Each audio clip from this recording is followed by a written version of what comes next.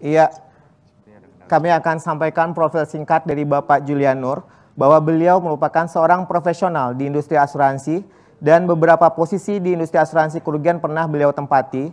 Tercatat beliau pernah menjabat sebagai Direktur Utama PT Asuransi Adira Dinamika, Direktur Eksekutif Asosiasi Asuransi Umum Indonesia sejak tahun 2019. Sebelumnya ia juga pernah menjabat sebagai Komisaris Independen di PT Asuransi Umum Bumi Putra Muda 1967, Managing Director di PT Asuransi Himalaya Pelindung, dan saat ini beliau menjabat sebagai Komisaris Independen di salah satu perusahaan BUMN di Indonesia. Dan untuk motivator, jangan ditanyakan lagi, Pak Julian Nur sangat ahli di bidang ini. Kami undang sekali lagi dengan hormat Bapak Julian Nur untuk dapat memberikan motivasi dengan judul Tetap Produktif dan Kreatif di Masa Pandemik. Silakan Pak Julian Nur.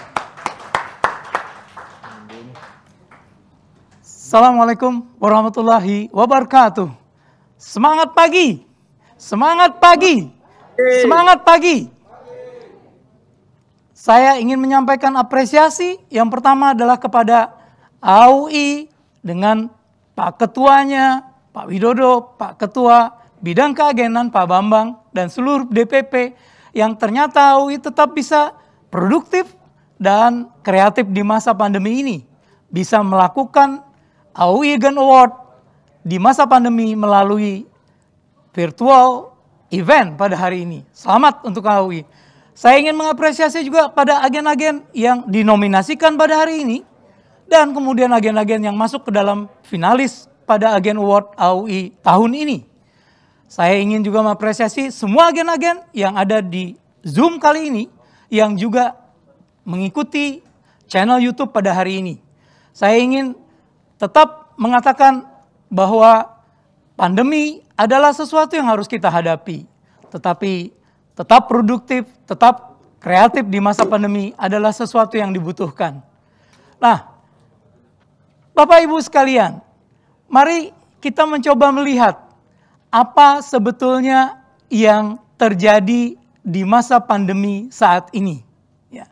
Kita akan coba melihat bagaimana kemudian di masa pandemi saat ini sikap orang, sikap manusia. Oke, next kita lihat sekarang. Bagaimana kemudian manusia menghadapi pandemi yang terjadi saat ini. Mari kita coba untuk kemudian melihat sikap kita sebetulnya. Ekstrimnya ada dua sikap yang kemudian terjadi pada kita semua. Pada manusia ketika menghadapi pandemi ini. Apakah dua sikap itu? Mari kita lihat sama-sama. Ya, dua sikap itu. Yang pertama adalah kita menjadi pengeluh. Ya. Yang kedua, kita menjadi orang kelompok yang tetap semangat. Nah, Bapak Ibu sekalian, saya ingin mengatakan pada hari ini kita akan melihat bagaimana kemudian sikap ini terjadi pada kita. Ya, bagaimana sikap ini terjadi pada kita. Saya ingin mengatakan saat ini kita hadir di virtual event. Ya. Mari kita coba untuk melihat siapa di antara kita yang terindikasi kemudian masuk ke dalam kelompok pengeluh dan masuk ke dalam yang tetap bersemangat.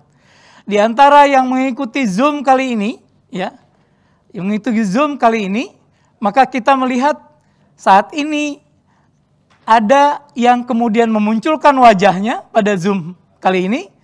Ya, ada yang tidak memunculkan wajahnya.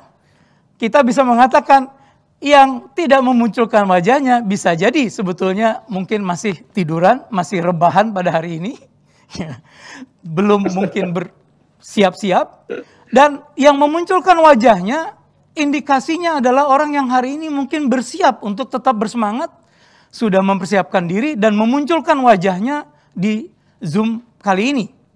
Nah, tentu saya ingin mengatakan apresiasi saya buat peserta yang kemudian memunculkan wajahnya, karena ada indikasi peserta-peserta yang memunculkan wajahnya kali ini masuk ke dalam tipe yang kemudian tetap semangat.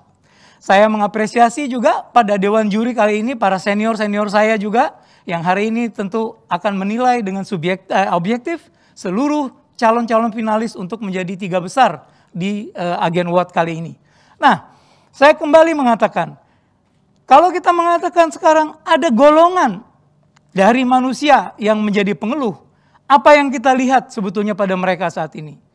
Cirinya adalah, 1, mereka kemudian malas, ya.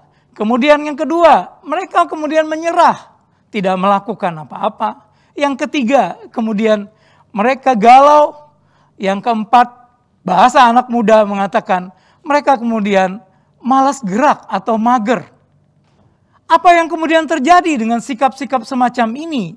Kita akan melihat bahwa kemalasan, kebosanan menjadikan sebagian dari manusia kemudian tergoda misalnya untuk memakai narkoba. Apalagi kemudian yang setelah itu terjadi, bermain sosmed tanpa ada kontrol, membuat berita hoax, bahkan kemudian menyalurkan ujaran kebencian karena kegalauan hati sebetulnya. Apalagi yang kemudian terjadi dengan kegalauan itu, orang kemudian berinisiatif untuk melakukan kejahatan. Kasus begal yang terjadi sekarang ini adalah sesuatu yang diakibatkan semacam itu. Pencurian yang kemudian marak karena orang kemudian mengeluh, orang kemudian melakukan sesuatu kejahatan karena kemudian dia tidak mendapatkan semangat apa-apa dari pandemi yang sekarang terjadi. Nah, mari kita lihat fakta-fakta yang terjadi, ya. Apa yang terjadi dengan pengeluh semacam itu? Oke, mari kita lihat sekarang. Kenyataannya kita menemukan banyak artis yang sekarang tertangkap narkoba, ya. Kenyataan yang terjadi karena mereka masuk pada golongan yang tadi galau, masuk golongan yang kemudian mengeluh. Ada artis yang dipidana karena ujaran kebencian, karena menyebarkan hoax, ya, tanpa kemudian menyeleksi kebenaran itu sendiri sebetulnya. Kemudian kita lihat ada kasus begal sepeda yang kemudian terjadi, yang mengakibatkan kemudian kerugian pada orang lain dan kemudian kerugian pada dirinya sendiri. Apalagi kemudian kasus yang terjadi. Kita ingin mengatakan juga pencurian, pembunuhan, bahkan kadang-kadang bunuh diri yang terjadi pada orang yang kemudian memang tidak bisa menantang keluhan yang terjadi saat ini. Bapak-bapak dan ibu-ibu sekalian yang tetap semangat, kita akan mengatakan apa yang kemudian terjadi pada kelompok yang tetap semangat sebetulnya. Kita akan katakan, mari kita lihat satu persatu. Ya, pada kelompok yang tetap semangat ini adalah orang-orang yang saat ini tetap bergerak. Ya, tetap bergerak untuk tetap mencoba melindungi diri, ya, tapi tetap bergerak.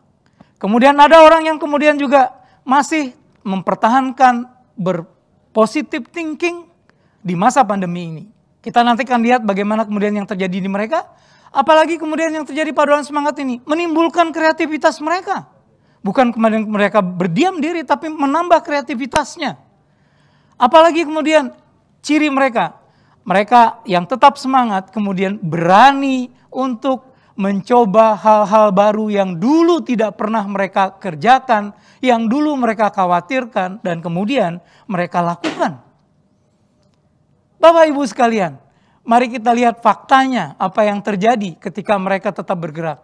Kita melihat fenomena goes sepeda saat ini menjadi lifestyle bagi sebagian masyarakat.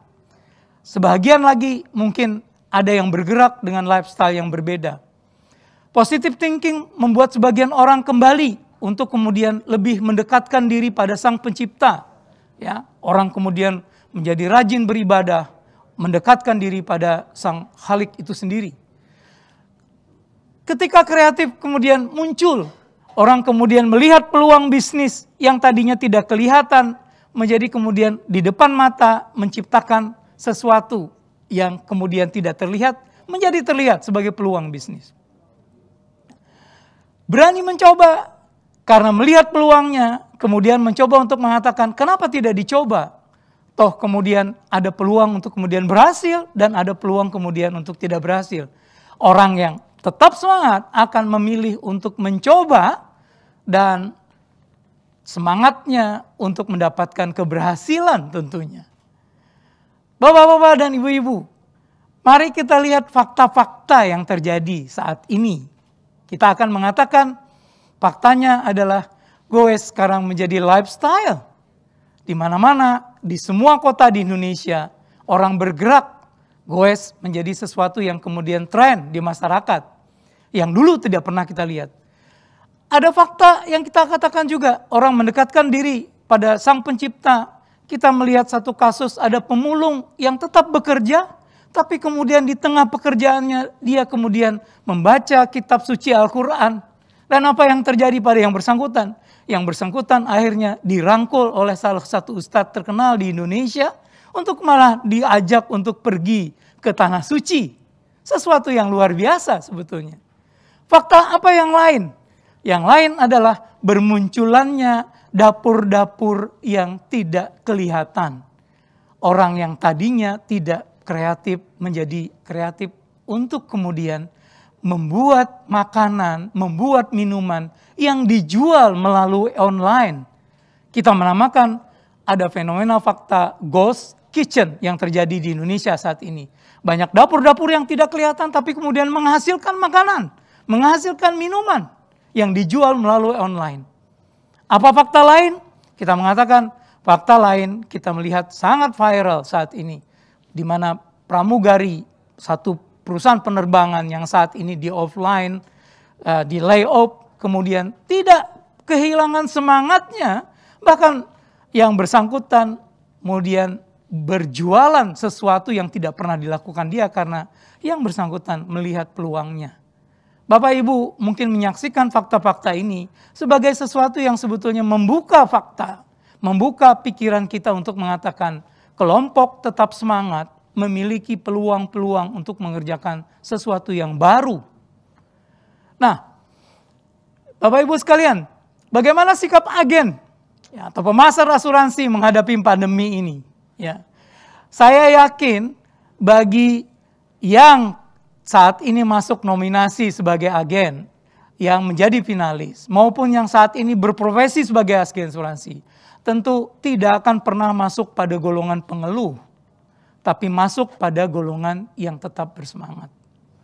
Saya ingin mengatakan, pelaut ulung boleh mengakui dirinya pelaut ulung kalau dia sudah pernah menaklukkan laut yang bergelombang, laut yang penuh ombak. Pelaut ulung jangan mengaku menjadi pelaut ulung ketika kemudian mereka tidak pernah menghadapi gelombang, menghadapi ombak. Oleh karenanya, pelaut ulung dihasilkan bukan dari laut yang tenang. Laut yang tenang tidak pernah menghasilkan pelaut yang ulung. Ini adalah quotes yang sering kali kita dengar, tapi kita akan mengatakan bagaimana relevansinya dengan para agen asuransi. Agen asuransi, pemasar asuransi yang ulung baru teruji ketika menghadapi pandemi saat ini. Ketika agen pemasar asuransi berhasil untuk menjual asuransi pada kondisi normal, itu hampir sama dengan kalau kemudian pelaut mengaku berhasil ketika menaklukkan laut yang tenang. Tapi agen pemasar asuransi yang mengaku dirinya ulung adalah ketika kemudian mereka berhasil tetap menjual produk asuransi dalam masa yang sulit saat ini, pada masa ketika kita menghadapi pandemi. Nah, kita akan mengatakan agen pemasar asuransi harus selalu bersemangat. Kenapa? Karena semangat itu yang akan menjadikan kita produktif pada akhirnya. Mari kita lihat beberapa fakta dan teori untuk mendukung semangat ini buat kita semua. Ya, fakta dan teorinya kita mengatakan di dalam imbas dampak COVID, pandemi COVID saat ini, ada industri yang memang terdampak sangat parah. Apa itu misalnya? Kita katakan salah satu adalah industri penerbangan. Ada industri yang hanya sedikit terimbas, bahkan kemudian tidak berarti. Ya, tapi ada industri yang mungkin juga diuntungkan. Ya, kita mengatakan di mana industri asuransi kemudian berada. Fakta menunjukkan data AUI penurunan industri asuransi di semester pertama 2020 2020 ini hanya sekitar 6% penurunan preminya. Itu menunjukkan bahwa industri asuransi tidak termasuk industri yang terdampak parah sebetulnya dibanding dengan katakan penerbangan misalnya. Kita mengatakan fakta ini mestinya menjadi keyakinan bagi para agen asuransi untuk mengatakan harusnya peluangnya masih ada untuk kemudian kita menjual produk asuransi di masa pandemi ini. Karena faktanya menunjukkan seperti itu. Kita tetap harus mengingat kembali bahwa teori menjual itu tidak bisa melupakan teori yang kita sebut dengan 10-1. Kalau kita ingin mengatakan hanya ketika kita mendekati 10 calon nasabah, kita kemungkinan besar mendapatkan 1 nasabah. Itu artinya kalau kita ingin mendapatkan 10 nasabah, teori ini mengajarkan kita untuk tetap melakukan pendekatan pada 100 orang. Kalau kita ingin mendapatkan 100 orang nasabah, kita harus deal dengan menghadapi berkomunikasi dengan 1000 kemudian calon nasabah. Nah, yang lain saya katakan agen asuransi harus tetap semangat karena agen asuransi menjual produk asuransi yang melindungi orang dari musibah sebetulnya. Oleh karenanya agen asuransi, orang asuransi harusnya menjadi orang yang selalu mendoakan untuk kebaikan. Doanya setiap hari baik. Mudah-mudahan tidak ada kendaraan yang mengalami kecelakaan. Mudah-mudahan tidak ada yang kebakaran hari ini. Mudah-mudahan tidak ada orang yang meninggal karena kecelakaan. Karena doanya selalu untuk kebaikan. Dan itu akan menyemangati orang untuk selalu bersemangat. Nah, mari kita lihat kemudian bagaimana kita mempertahankan kreativitas itu. Saya katakan kreativitas ini tentu berkaitan dengan semangat, ya. Produktivitas berkaitan dengan semangat. Semangat yang muncul pada kita akan meningkatkan produktivitas kita. Semangat kita akan mendorong kita untuk menghubungi calon nasabah sebanyak mungkin. Tetapi kalau kita kemudian mengeluh, kita barangkali diam di rumah, tidak melakukan apa-apa. Ya, sekali lagi semangat akan erat dengan produktivitas. Mari kita lihat kemudian kemapanan, ya, dan kesulitan ternyata membawa dampak yang berbeda. Ya, kita lihat sekarang, kemapanan hanya membuat orang menjadi tidak kreatif. Kita menyadari hampir semua orang-orang yang sekarang kreatif adalah orang-orang yang di masa anak-anaknya adalah bukan anak-anak yang dimanja sebetulnya. Nah, orang-orang yang menghadapi kesulitan dan kemudian bangkit untuk mengatasi kesulitan itu membuat kemudian dia kreatif untuk mengatasi kesulitan itu. Sehingga kita katakan, mari kita lihat sekarang, kesulitan membuat orang kemudian berpikir kreatif. Memang kesulitan akan membuat orang mengeluh, tapi kita harus memilih kesulitan harusnya membuat kita tetap bersemangat, membuat kita tetap kreatif. Nah, Bapak Ibu sekalian, saya ingin mengatakan, mari kita mencoba untuk melihat bagaimanapun juga tetaplah semangat menghadapi pandemi ini dengan fakta-fakta yang tadi saya kemukakan. Industri asuransi bukan industri yang terdampak sangat besar, sehingga kita masih mengatakan semangatnya mesti kemudian muncul.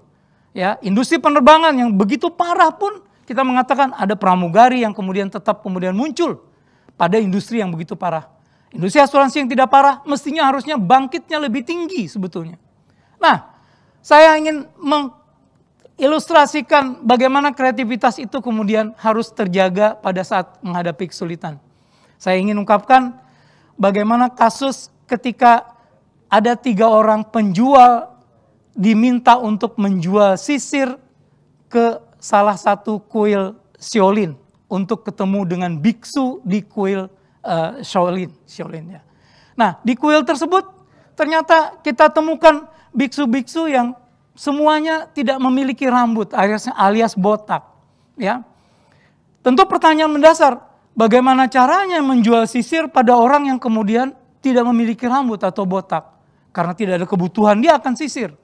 Ya, itu adalah pikiran yang kemudian tertutup karena tidak kemudian mencoba untuk melihat peluang-peluang yang terjadi.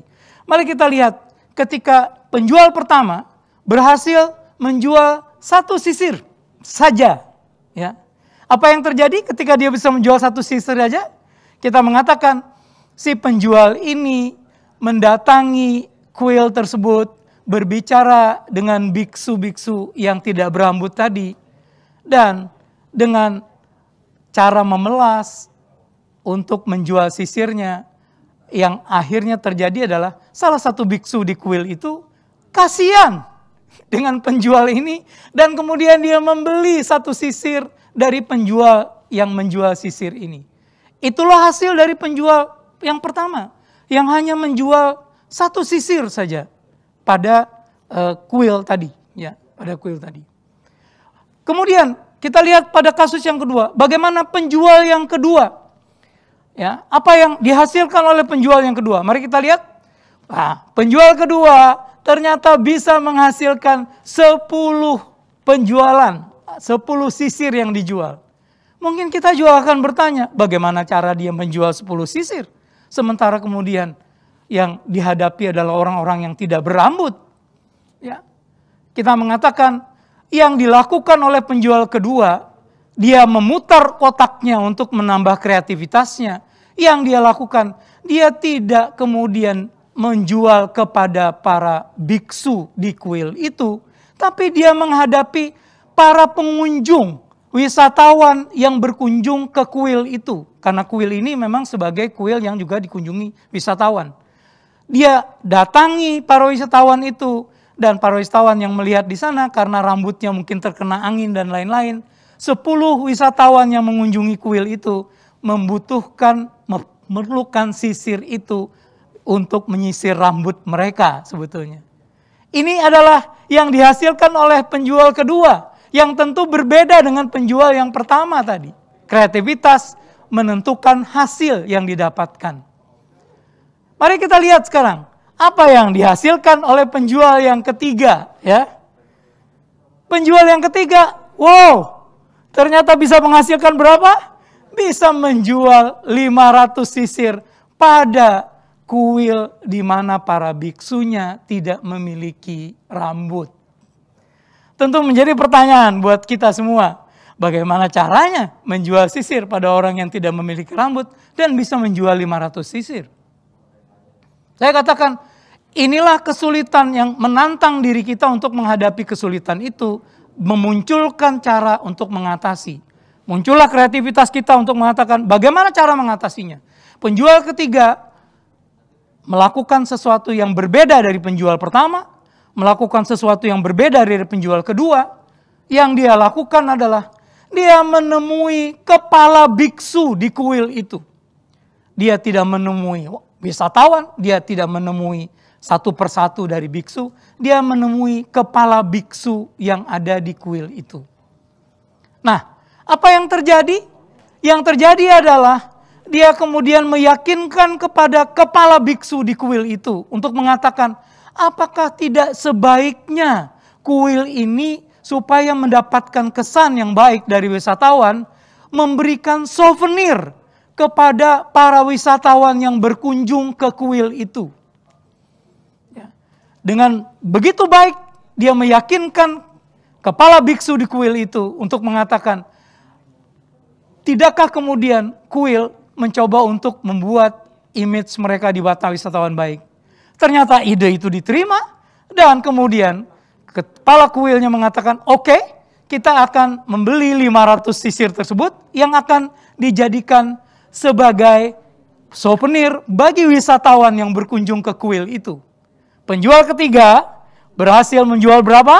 Menjual 500 sisir pada satu kuil di mana kemudian kita tahu para biksunya tidak memiliki rambut sama sekali. Nah, bapak-bapak dan ibu-ibu sekalian, 3 fenomena ini saya ingin gambarkan sebagai bagaimana kemudian kreativitas itu muncul ketika kita menghadapi kesulitan sebetulnya. Kesulitan utama yang kita makan adalah mental block kita untuk mengatakan, bisakah kita menjual sisir pada orang yang tidak memiliki rambut? Kenyataannya, kita ternyata menyaksikan ada perbedaan dari 3 penjual dengan kreativitas yang masing-masing. Bapak Ibu sekalian, sekali lagi, tetaplah semangat, tetaplah kreatif di masa pandemi ini, karena itu menjadi pilihan bagi kita untuk menghadapi pandemi ini. Tergolong di mana kita semua? Saya mengatakan, saya yakin yang mengikuti Zoom kali ini, yang menonton YouTube kali ini, tergolong pada orang-orang yang kemudian tetap bersemangat di masa pandemi saat ini. Nah, Bapak Ibu, ini adalah sesi bagaimana kemudian kita berbagi atas pandemi yang kita hadapi dengan tetap semangat, tetap kreatif. Saya ingin mengatakan, memberi kesempatan, apakah kemudian ada pertanyaan melalui chat yang bisa kemudian saya jawab dari kemudian sesi ini. Saya mungkin ingin minta bantuan kepada MC untuk mengatakan apakah ada pertanyaan yang saya jawab, bisa jawab. Baik, saya Pak. akan coba jawab di kesempatan yang memang juga tidak banyak kali Tidak ini. terlalu banyak. Baik, Silakan. Pak. Terima kasih Pak Julian. Tetap semangat kata Pak Julian. Tetap produktif dan kreatif di masa pandemi. Benar sekali Pak, dan sudah ada beberapa pertanyaan yang masuk dan saya akan bacakan pertanyaan pertama dari Bapak Wahyu. Beliau menanyakan bagaimana kita tetap bisa menjual asuransi di masa pandemi ini sementara ada kendala kita tidak bisa bertemu dengan calon nasabah Pak. Silakan Pak Julian. Baik, terima kasih Pak Wahyu atas pertanyaannya. Inilah tantangan menjual asuransi di masa pandemi sekarang ini. Ya, saya katakan tantangan tinggal tergantung kepada kita bagaimana mengatasinya. Saya katakan yang mesti kita lakukan adalah kita harus merubah strategi pendekatannya. Tentu target tidak bisa kita turunkan. Target penjualan di mana-mana selalu tidak pernah turun, kita naikkan. Tapi yang mesti kita rubah adalah strategi cara menjualnya. Ini yang kemudian harus kita rubah. Tentu saya katakan di masa pandemi saat ini yang kita jaga adalah bagaimana kita menerapkan protokol kesehatan dengan baik, tetap menjaga 3M misalnya. Akibatnya yang memang harus dilakukan saat ini adalah mencoba untuk menggunakan tools yang dipakai untuk bisa berkomunikasi dengan calon nasabah atau nasabah kita. Apa tools itu? Tools itu adalah teknologi, tools itu adalah handphone, tools itu adalah komputer, laptop yang bisa kita pakai untuk menjangkau berkomunikasi dengan para nasabah. Saya kira tadi ada satu pernyataan dari agen finalis, agen nominator agen yang mengatakan dia bisa menjual asuransi hanya dengan melalui WhatsApp, ya, hanya dengan melalui WA. Dia bisa closing dengan WA dan itu menunjukkan bukti bahwa ada agen yang sudah menyatakan bahwa tidak ada kendala, tetapi kemudian dia harus merubah caranya dari pendekatan yang fisik menjadi pendekatan yang kemudian virtual sebetulnya. Tentu tantangannya adalah, wah, nggak terlalu enak belajar teknologi segala macam. Atasi kesulitan itu dengan belajar, tentu lama-lama kita juga akan bisa. Jadi pertanyaan ini saya katakan mungkin akan menjadi kunci bagi banyak orang untuk mengatakan bagaimana caranya tetap bisa semangat, tetap mencapai target. Saya katakan rubah cara strategi penjualannya. Yang tadinya melalui pertemuan fisik, kemudian kita rubah menjadi virtual. Toh lama-lama kemudian kita bisa membuktikan orang juga kemudian menjadi terbiasa dengan pendekatan yang semacam ini. OJK sendiri sebagai otoritas yang mengawasi asuransi sudah memberikan juga lampu hijau ketika kemudian transaksi dilakukan menjadi digitalisasi. Ini tentu menjawab juga tantangan ke depan untuk mengatakan kalau pandemi ini yang kita tidak pernah tahu kapan berakhir, tentu proses virtual transaksi, digitalis transaksi akan membantu semua orang dalam konteks menjual asuransi kepada masyarakat yang memerlukan sebetulnya.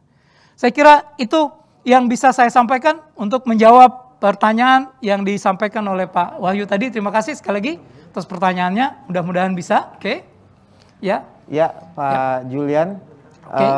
Masih ada beberapa pertanyaan lagi mungkin, tapi kita akan pilih satu lagi pertanyaan, boleh Pak Julian ya? Silakan. Untuk pertanyaan berikutnya dari Ibu Ivana Yuliananda. Ya. Pertanyaannya hampir sama Pak dengan pertanyaan pertama, tapi beliau menanyakan banyak calon nasabah yang terkena PHK.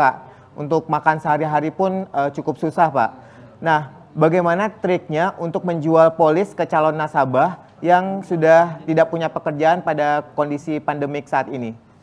Oke, harus kita pahami bahwa ada kesalahan dalam image mengenai produk asuransi yang umumnya dikatakan hanya bisa dinikmati atau dibeli oleh kalangan masyarakat ekonomi menengah ke atas.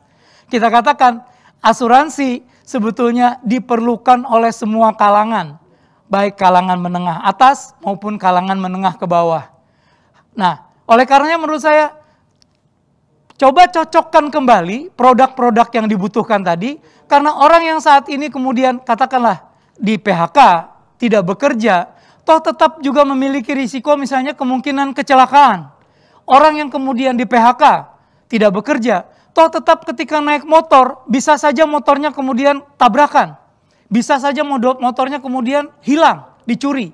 Itu untuk menunjukkan bahwa risiko yang dihadapi oleh orang memang tidak terpengaruh pada apakah kemudian dia bekerja, tidak bekerja, risikonya tetap dihadapi.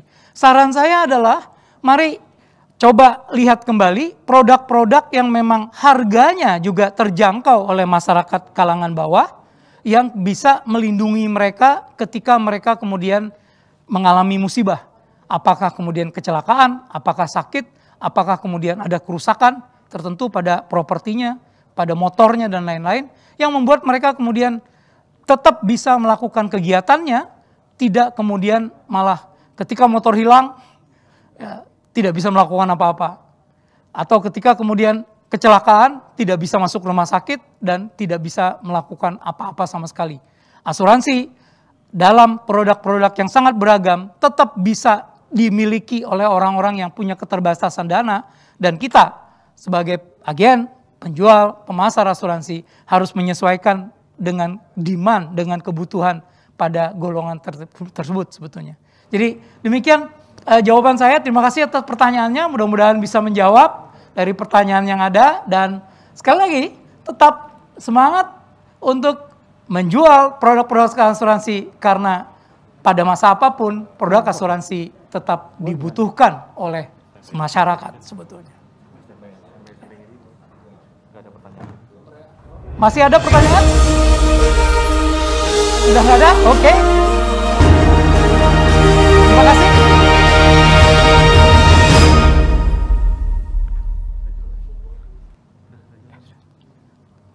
Oke, terima kasih dan tetap semangat, semangat pagi. Sampai ketemu lagi. Assalamualaikum warahmatullahi wabarakatuh. Waalaikumsalam warahmatullahi wabarakatuh. Mantap banget.